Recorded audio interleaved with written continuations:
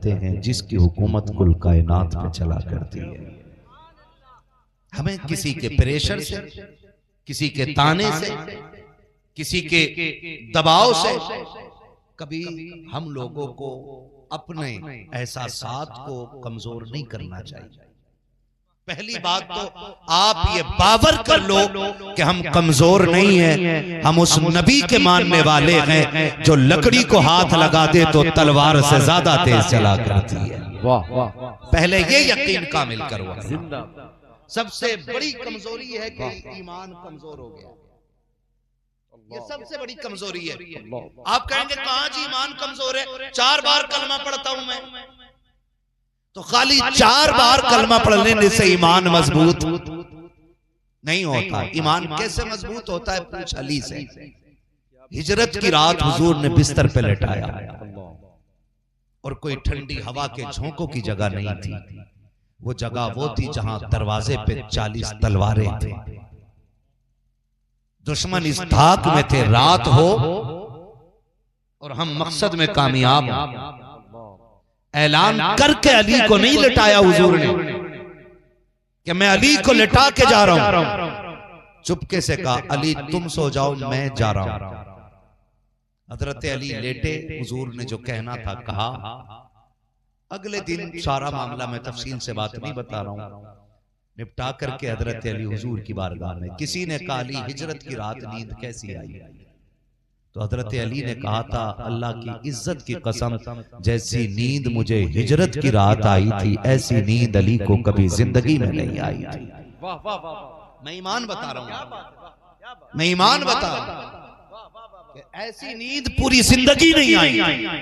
काली डर नहीं लगा, 40 तलवारें थी, 40 दुश्मन थे, दरवाजे पे खड़े थे, मारने के इरादे से आए थे। वो तलवार उठा देते तो अली गर्दन कट जाती, अगर वो अंदर आकर के तलवार चला देते अली जिंदगी खत्म हो जाती।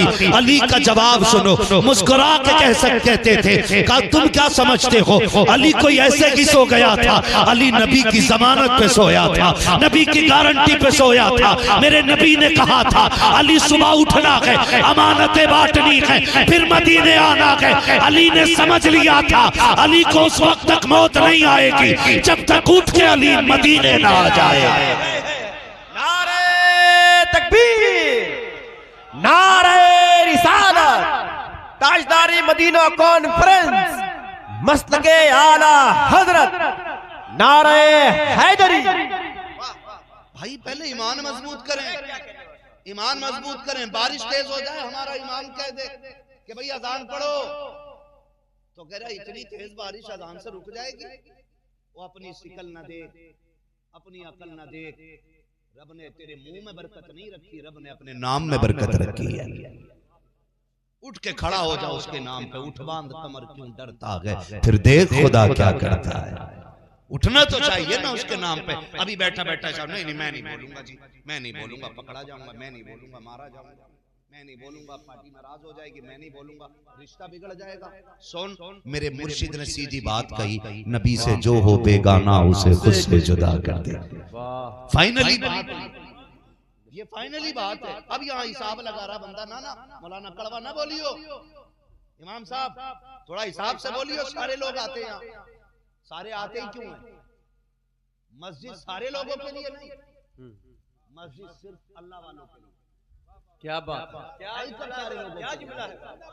उन लोगों के लिए जो सिर्फ अल्लाह वाले, और अल्लाह वालों की शान ये होती है एक ही सफ में खड़े हो गए महमूद अयाज, ना कोई बंदा रहा ना कोई बंदा। अरे क्या नीचे से डरा रहा मौलवी को, ईमान मौलवी का बड़ा पकड़ा है, वो डरा रहा है जिसका पता ही नहीं है ईमान मतलब क्या है। ओ भाई ईमान मजबूत करें, ईमान बोलो, ईमान जोर से, ईमान, ईमान। इतनी मजबूत आवाज नहीं निकल रही है जितना ईमान मजबूत करना है। क्या बात, ईमान मजबूत करें, ईमान मजबूत करें।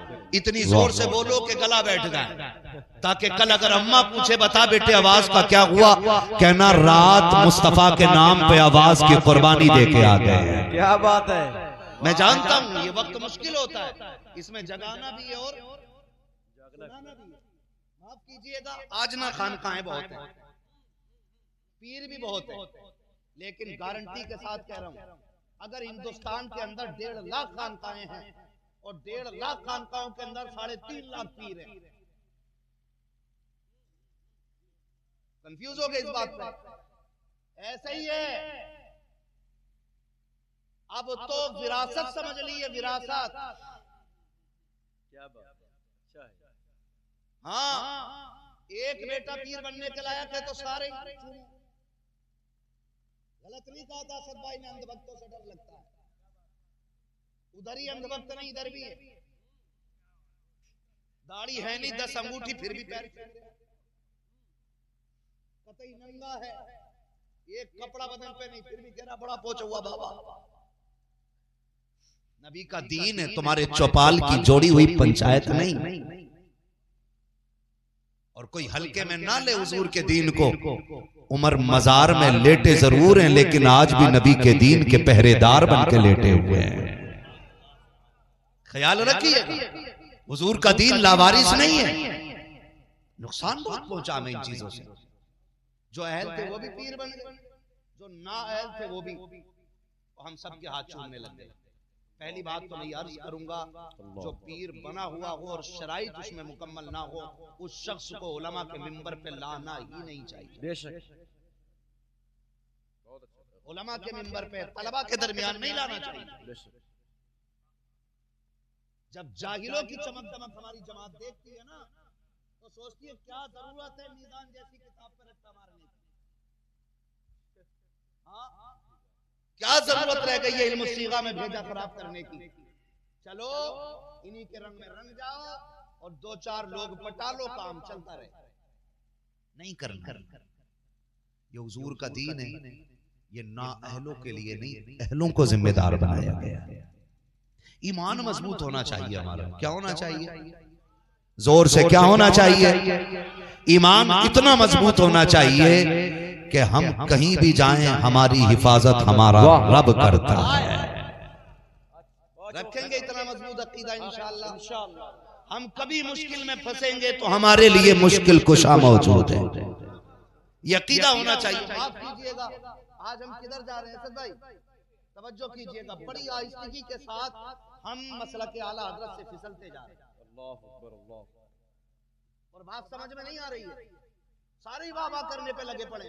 क्या शेर पढ़ दिया, क्या शेर पढ़ दिया। एक बंदे ने मेरा हाथ पकड़ा और उसने कहा आपको नहीं लगता है कि कुछ गलत हो रहा है?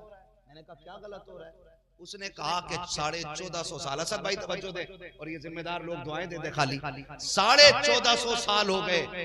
1450 साल से आज तक की हमारे अकाबिर का उसूल ये है कि उन्होंने नबी के खानदान को नबी के जरिए मुतारफ कराया।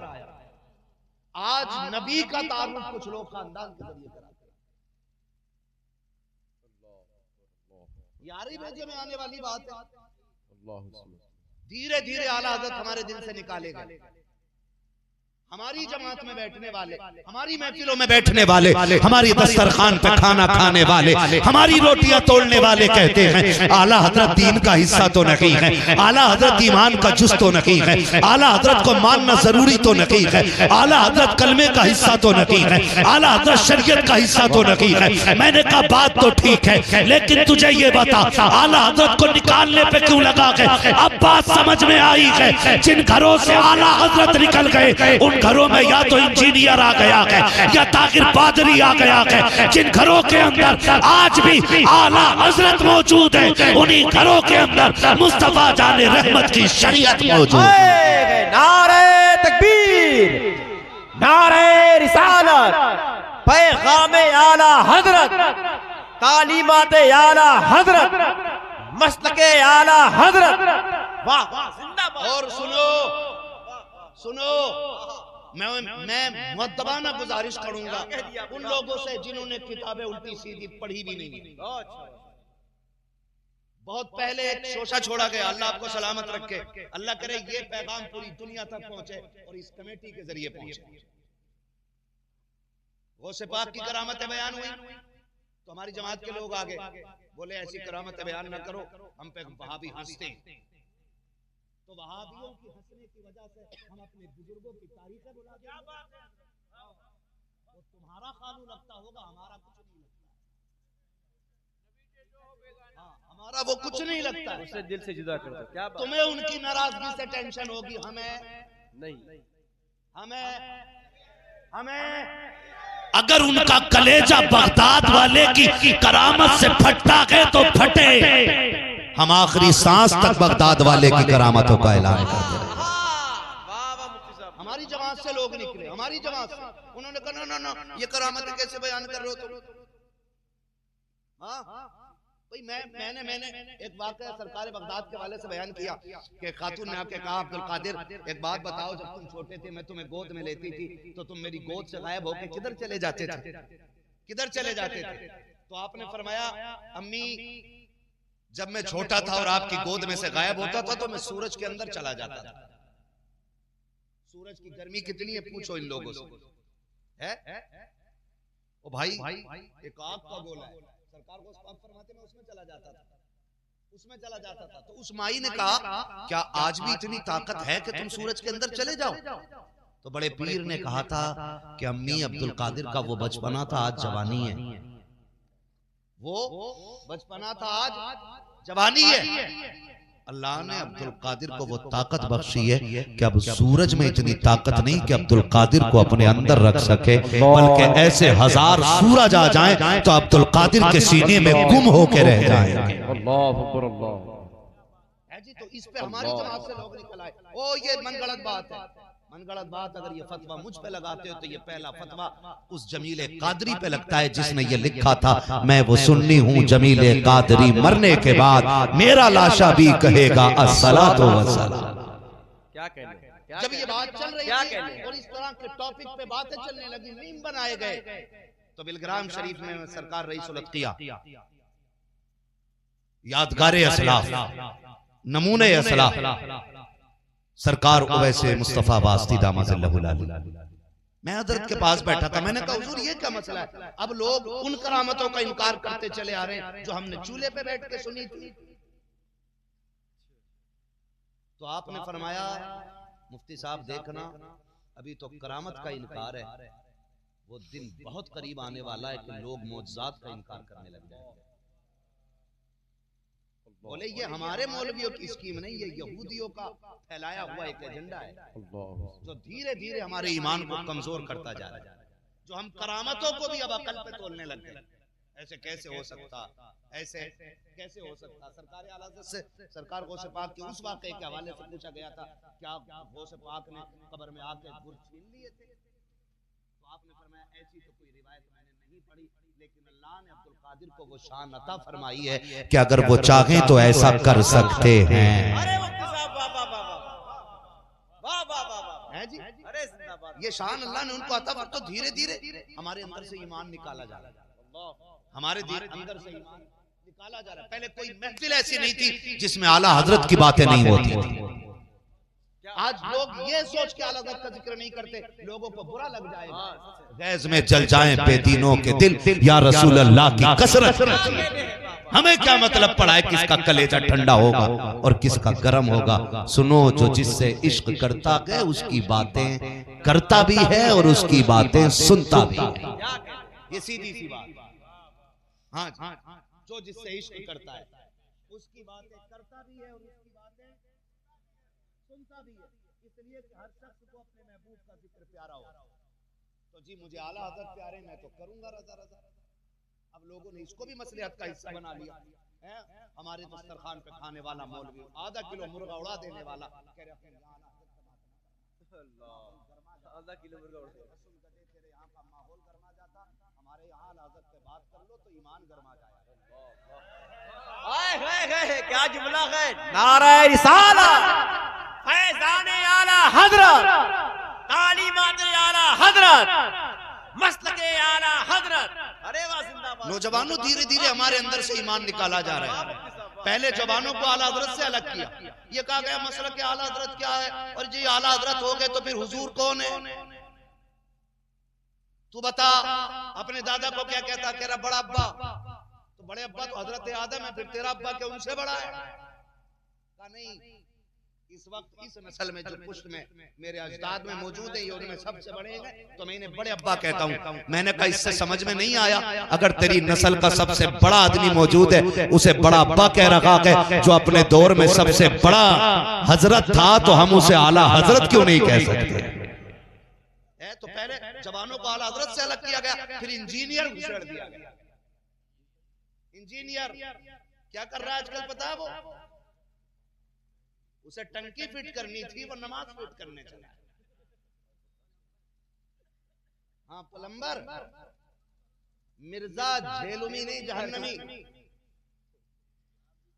हाँ, अब हमारा जवान क्या कह रहा है, बैठ के देख के सामने से कह रहा है, ओहो क्या लॉजिक है भाई इसकी बात में, आ गई दिमाग में, आ गई क्या बात कही है उसने, दिमाग में आ गई। मैंने कहा सुन, दुनिया जो है ना वो अक्ल को तरजीह देती है, मगर हुजूर के गुलाम इश्क को तरजीह देते हैं। जिसने लॉजिक तलाश किया वो अबू जहल बन गया, और जिसने इश्क की नजर से देखा वो अबू बकर बन के चमकने लग गया था। तो हम क्यों उसकी बात सुने और लॉजिक बयान कर रहा है? उसे देख के कुरान की आयत पढ़नी नहीं आती। वो जो मुजद्दिद बना घूम रहा है ठलुआ, उससे कोई टंकी फिटिंग नहीं करा रहा, तो नमाज में नींद में कर रहा है। तो ऐसे ही मुफ्ती साहब, तो हमारा जो जवान है ना सोशल मीडिया का मुरीद हो गया है। क्या बात है यार, उसने बताया भाई देखो 40 हदीसों से ज्यादा तो हुजूर की वो हदीस है जिसमें रफ़े यदैन है, और एक हदीस है जिसमें रफ़े यदैन का हुक्म नहीं है। तो मुझे एक बात बताओ, उसने फिर एक बात कही कि हम वो नमाज पढ़ते हैं जो हुजूर वाली है, और ये हनफी लोग वो नमाज पढ़ते हैं जो अबू हनीफा वाली है। वो ये बात कहता है, ऐसे ही कहता है। हमारा जवान गुमराह हो रहा है उसमें। बहुत गौर से मेरी बात सुनिएगा। वो कहता है ये इमाम आजम अबू हनीफा वाली नमाज पढ़ते और हम हुजूर वाली नमाज पढ़ते। मैंने कहा जानवर, तुझे देख के कुरान पढ़ना नहीं आता। इमाम आजम उस जात को कहा जाता है जिसे 80,000 से ज्यादा हदीसें ज़बानी याद थी।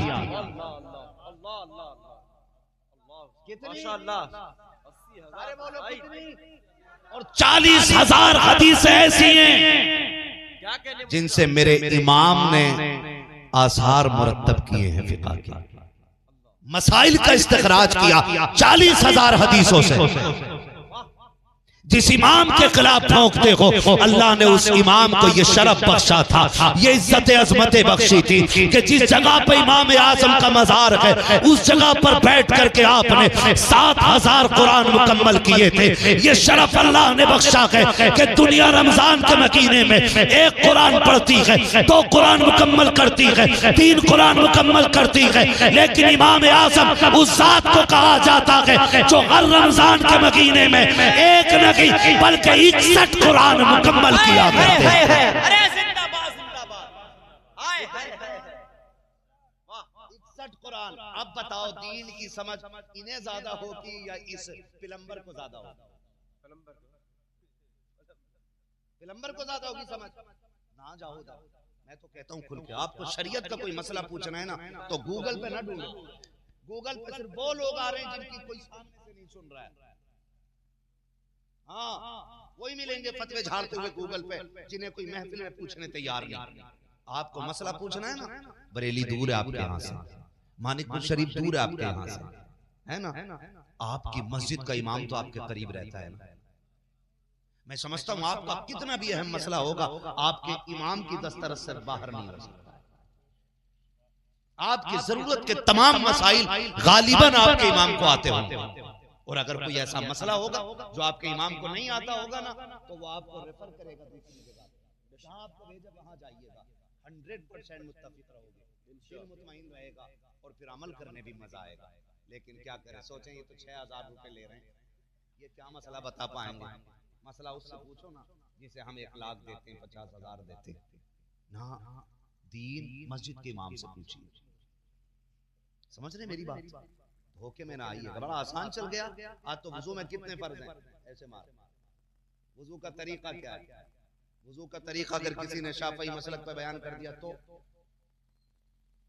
उधर जो मसला मसा का है ना, मुतलकन मस है, वहां पे भिगो के उंगली मार लो, मसा हो गया। लेकिन हमारे मसलक में क्या है, चौथाई सर का मसला है जी। तो अपने इमाम के पास जाएंगे इंशाअल्लाह, जाएंगे ना अपने इमाम के पास, अपना ईमान मजबूत करो। और नंबर 2, अपने अखलाक बेहतर करो। क्या करना, क्या बेहतर करना है, अखलाक भूल के ना देखो। मैंने पहले ही कहा 1 घंटा बोलो, ये जरूरी नहीं है, बस मैं खत्म करने लगा हूं। क्या बेहतर करना है, जोर से क्या बेहतर करना है, अखलाक। अखलाक किसे कहते हैं, मीठा बोलने को। अगर मीठा बोलने को अखलाक कहते तो तुमसे ज्यादा मीठा तो यार होस्टेस बोलती। अच्छी तहकीक है, बेशक है भाई। अगर मीठा बोलने को उसने अखलाक कहा जाता है, तो जो दुकान पे बैठा हुआ होता है ना, वो तनख्वाह लेकर के सौदा बेचने वाला 10 सूट खोल देगा, आप कहोगे अच्छे नहीं लगे, फिर भी कह रहा सर रुके ना, और भी है। उससे ज्यादा मीठा कौन बोलेगा भाई, आपको नहीं चाहिए कि ना रुको ना, माल और भी अंदर है। तो ये उसने अखलाक में, ये उसने अखलाक में नहीं आती। उसने अखलाक में क्या चीज आती है, मेरे महबूब ने फरमाया सुनो, जो तुमसे तोड़ने की कोशिश करे तुम उससे जोड़ने की कोशिश किया करो, तब पता चलता है ना अखलाक कितना बड़ा। क्या करें ओ भाई, मैंने आपको दावत खिलाई, आप मुझे खिला दोगे तो क्या कमाल की बात है। कभी उसे भी तो खिला के देखो जिसने कभी 1 गिलास पानी ना पिलाया हो। कभी उसे भी दावत दो जिसने आपको कभी दावत न दी हो। कभी उसको सलाम करो जिसने कभी आपको सलाम न किया हो। कभी उसके काम आके देखो जो कभी आपके काम ना आया हो। इसको उसने अखलाक कहते हैं। अखलाक अच्छे करें, खाली मीठा बोलने का नाम अखलाक नहीं। अखलाक किसे कहते हैं, मेरे नबी की चौखट है।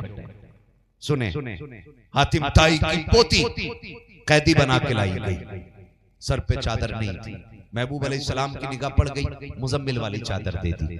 किसी सहाबी ने कहा हुजूर आप दुश्मन की बेटी को चादर उड़ा रहे हैं। फरमाया मुंह बंद कर, बेटी बेटी होती है, चाहे दुश्मन की बेटी हो चाहे दोस्त की बेटी हो। ऐसे अखलाक हमारे होने चाहिए, ऐसे अखलाक हमारे होने चाहिए। ये अखलाक नहीं ससुराल पहुंचे तो बड़ा हंस के सलाम किया और अब्बा सामने आ गया तो डायरेक्ट अब्बा को अब्बा भी नहीं कह रहा, अम्मा से कह रहा हाजी जी से कह देना फला जगह जाना कल। ऐसा क्या कह रहे हो, हाजी जी से कह देना फला जगह जाना है। अब्बा को अब्बा कहते हुए गैरत आ रही है। चले जन्नत खरीदने, जन्नत इतनी सस्ती नहीं बेटे, जो लुकमा था प्लेट का उठा के खा लिया। जन्नत सस्ती होती तो हजरत बिलाल कभी कोड़े ना खाते। याद रखना, बड़ी कीमती है जन्नत। इसे हुस्ने अखलाक नहीं कहते। सास दिखाई दे गई तो लंबा करके सलाम कर दिया, ससुर दिखाई दिए तो इतना लंबा कर दिया हाथ, और इशारा भी है और मुंह से भी है।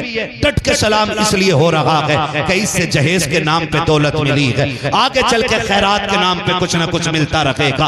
इसको हुस्ने अखलाक नहीं कहते, इसे कुत्तापन कहते हैं। कुत्तापन, हुस्ने अखलाक ये है कि जो तुम्हें बर्दाश्त न करता हो तुम उसे सीने से लगाया करो। तुम कमजोरों को सीने से लगाओ, मदीने वाला तुम्हें अपने सीने से लगाने के लिए। अरे क्या कहने मुफ्ती साहब, मुबारक आज अखलाक, अरे जिंदाबाद।